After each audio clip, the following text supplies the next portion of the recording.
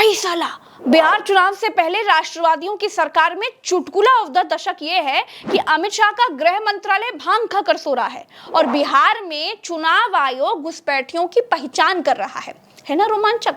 मतलब घुसपैठियों की पहचान के लिए चुनाव आयोग बिहार SIR यानी स्पेशल इंटेंसिव रिवाइज यानी कि वोटर आई की गहन जांच की योजना लेकर के आया है।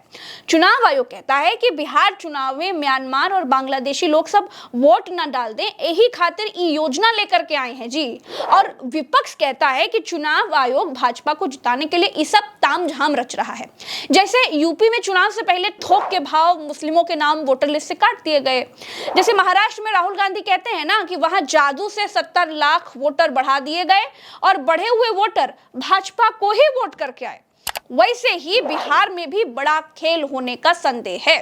चुनाव से पहले चुनाव आयोग खेला ना करने पाए, यही खातिर 9 विपक्षी पार्टियां चुनाव आयोग के ही खिलाफ सुप्रीम कोर्ट पहुंच गई हैं, जिसमें कांग्रेस के KC वेणुगोपाल, NCP की सुप्रिया सुले, CPI के D राजा, DMK हरिंदर मलिक, समाजवादी पार्टी के शिवसेना UBT के अरविंद सावंत, GMM के सरफराज अहमद और CPIML के दीपांकर भट्टाचार्य, ये सब लोग शामिल हैं। दोस्तों एक बात पर आप गौर कीजिएगा, हाँ, विदेशों में जब चुनाव होते हैं तो पक्ष विपक्ष सब आपस में फाइट करते हैं, लेकिन भारत में जब चुनाव होता है तो विपक्ष को सत्ता पक्ष और चुनाव आयोग दोनों से लड़ना पड़ता है।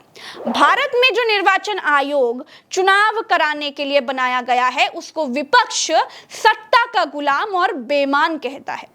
ये भारत में ही हो सकता है जहां विपक्ष को पूर्ण भरोसा है कि चुनाव आयोग सत्ता पक्ष को जिताने के लिए बेईमानी करवाता है। ये भारत में ही हो सकता है मैच खिलाड़ी अपने खेल से नहीं जीत रहे हैं, अंपायर की बेईमानी से जीत रहे हैं।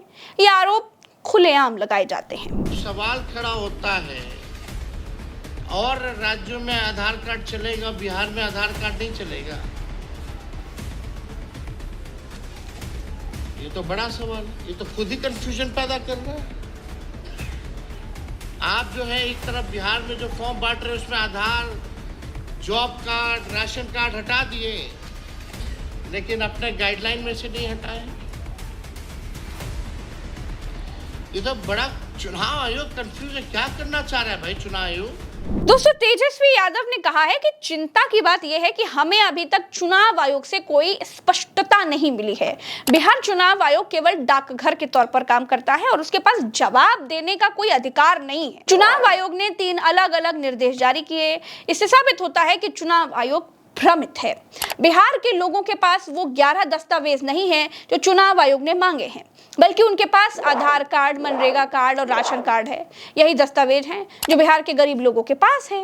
ये स्पष्ट है कि जिन लोगों के पास ये 11 दस्तावेज नहीं हैं, उनके नाम सूची से हटा दिए जाएंगे। वैसे दोस्तों आमतौर पर वोटर लिस्ट में नाम जुड़वाने या फिर हटवाने के लिए 11 तरह के दस्तावेजों में से कुछ की अलग अलग परिस्थितियों में जरूरत पड़ती है, जैसे Aadhaar card, passport, driving licence, PAN card, ration card, bank, post office passbook photo सहित जन्म प्रमाण पत्र, आयु सत्यापन के लिए, 10वीं 12वीं की मार्कशीट, जन्म तिथि के प्रमाण के लिए, बिजली पानी गैस बिल, पते के प्रमाण के लिए 3 महीने से पुराना नहीं होना चाहिए, भी एक नियम है।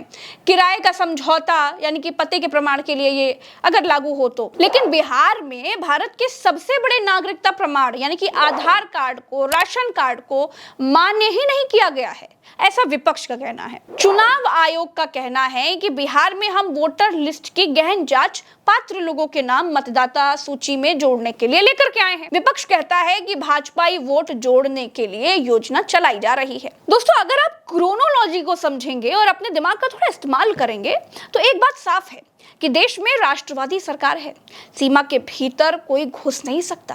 प्रधानमंत्री तक लाख लेकर घूमते हैं, फिर भी म्यांमार और बांग्लादेशी लोग मार भारत में घुसपैठ करके घुसे जा रहे हैं, और सिर्फ घुस नहीं रहे हैं, मार बिहार में वोट करने के लिए पगलाए जा रहे हैं, उत्सुक हैं। और चुनाव आयोग इन्हीं लोगों के नाम काटने के लिए ये स्कीम लेकर के आया है।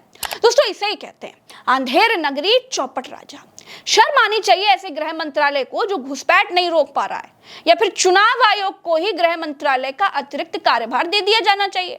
अगर अमित शाह के रहते देश में घुसपैठ हो रही है, चुनाव आयोग को भारतीय और बांग्लादेशी वोटर में अंतर समझ नहीं आ रहा है, तो लानत है ऐसी सरकार पर, लानत है ऐसी सरकार की सुरक्षा पर। बीती 24 जून को चुनाव आयोग ने बिहार में SIR यानी स्पेशल इंटेंसिव रिवीजन की घोषणा की थी। तेजस्वी यादव ने कहा, बिहार के 8 करोड़ मतदाताओं में से 59% 40 साल या उससे कम उम्र के हैं। इसका मतलब यह है कि 4 करोड़ 76 लाख लोगों को अपनी नागरिकता साबित करनी होगी। आगे तेजस्वी यादव ने कहा कि साल 2001 से 2005 के बीच जन्मे बच्चों में केवल 2.8% के पास जन्म प्रमाण पत्र थे। आयोग बीजेपी के सेल की तरह काम कर रहा है और उसकी तमाम शर्तें NRC जैसी हैं। अगर मतदाता सूची में सुधार करना होता तो लोकसभा चुनाव के तुरंत बाद पूरे देश में किया जाता। बिहार को निशाना क्यों बनाया जा रहा है? राजनीतिक विश्लेषक योगेंद्र यादव ने इसे नोटबंदी देशबंदी के बाद वोटबंदी कह दिया है। दोस्तों, जिनके पास दस्तावेज है उनका 60% वोट बीजेपी और उसके सहयोगी दलों को जाता है, जबकि जिनके पास दस्तावेज नहीं है उनके वोटिंग पैटर्न में महागठबंधन को 15 से 20% की लीड रहती है। यानी एनडीए का वोट मजबूत हुआ और महागठबंधन का कमजोर। साफ है कि फायदा एनडीए को होने वाला है। योगेंद्र यादव का कहना है कि हिंदुस्तान में वोटर लिस्ट को जानबूझकर बहुत उदार रखा गया था, क्योंकि हमें यह पता था कि देश की 70% आबादी के पास दस्तावेज नहीं है। लेकिन इस कदम से बड़े पैमाने पर लोग मताधिकार से वंचित होंगे, जैसे अफ्रीकी अमेरिकी लोगों के साथ अमेरिका में हुआ था। इस एक कदम ने भारत के संविधान को ताक पर रख दिया है। बिहार के जातीय सर्वे के आंकड़ों में ही सहयोगी दलों को भविष्य में आने वाली परेशानियों के संकेत हैं। सहयोगी दलों के कोर वोटर जिस सामाजिक आर्थिक वर्ग से आते हैं, उनके लिए भी चुनाव आयोग के बताए दस्तावेज जुटाना मुश्किल है। एनडीए में बीजेपी को जहां सवर्णों की पार्टी माना जाता है, वहीं जेडीयू अति पिछड़ों के समर्थन वाली पार्टी मानी जाती है। चिराग पासवान की LJP-R का जो वोट बेस है वो पासवान है, तो पूर्व मुख्यमंत्री जीतन राम मांझी की पार्टी हम वो भी मुसहर समुदाय से आते हैं, और उपेंद्र कुशवाहा की पार्टी रालोमो का वोट बैंक कुशवाहा वोटर है। बिहार में अनुसूचित जाति में 22 दलित जातियां हैं, जिनमें पासवान राजनीतिक तौर पर सबसे ज्यादा मजबूत हैं। एनडीए में चिराग पासवान के अलावा दूसरा दलित चेहरा जीतन राम मांझी का है।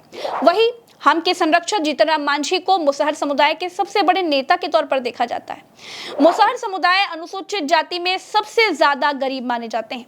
हम के राष्ट्रीय अध्यक्ष और जीतन राम मांझी के बेटे संतोष कुमार सुमन कहते हैं, ये सही है कि हमारे लोगों के पास डॉक्यूमेंट नहीं है, लेकिन चुनाव आयोग की कोशिश है कि घुसपैठियों की पहचान हो और कोई भी भारतीय नागरिक छूटे नहीं। हम वेट एंड वॉच कर रहे हैं। अगर हमारे मुसहर समुदाय को किसी तरह की दिक्कत हुई तो हम ही सबसे पहले इस पुनर्निरीक्षण का विरोध करेंगे और ऐसी चीजें सही कराई जाएंगी। वहीं बीजेपी की एक अन्य सहयोगी पार्टी राष्ट्रीय लोक मोर्चा के अध्यक्ष उपेंद्र कुशवाहा इसे विपक्ष का आउट ऑफ प्रोपोर्शन रिएक्शन कहते हैं। यानी बिहार में बहुत बड़ा राजनीतिक पासा फेंका जा चुका है दोस्तों, जिसमें भाजपा के सहयोगी दलों के फंसने का भी खतरा है। इंतजार कोर्ट के निर्णय का है। बिहार का चुनाव जितना फीका दिखाई दे रहा था, अब उतना ही रोमांचक होता हुआ दिखाई दे रहा है। फिलहाल के लिए मेरे साथ इस वीडियो में इतना ही। नमस्कार।